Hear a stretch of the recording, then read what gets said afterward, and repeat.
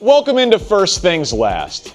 On the surface, you would think Lamar Jackson's absence would be the reason for the Ravens' disastrous 1-5 start. And if that's too simplistic, it would be the rest of their injury report, littered with first-round picks and big contracts.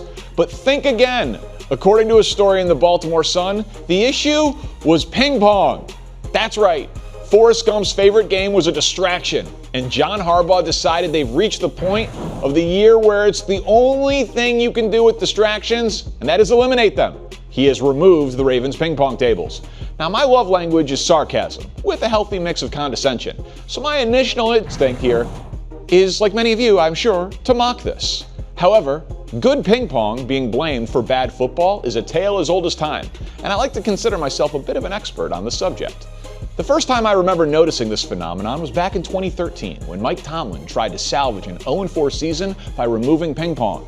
Another noteworthy example came in 2017, when renowned disciplinarian Tom Coughlin joined the Jaguars front office, and one of his first orders of business was removing the tables.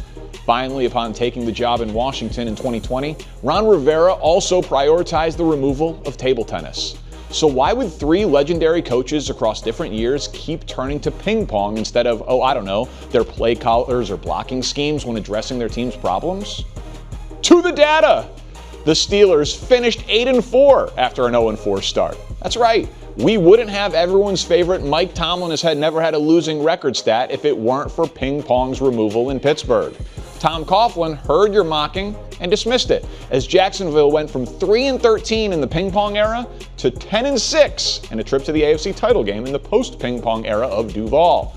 And Ron Rivera? He merely guided Washington to its first playoff appearance in 5 years and a worst-to-first finish in the NFC East after removing the scourge on our society that is table tennis. So Lamar Jackson is back at practice. It's a Roquan Smith revenge game. The Ravens are at home in a must-win spot. But the real reason the Bears have to worry, if history is to be our guide, is that Baltimore is now focused on the football and not the ping pong ball. That's all I've got. Thank you so much for being with us on First Things First. Oh, that was an awesome shot. Right off the camera. I could never do that again.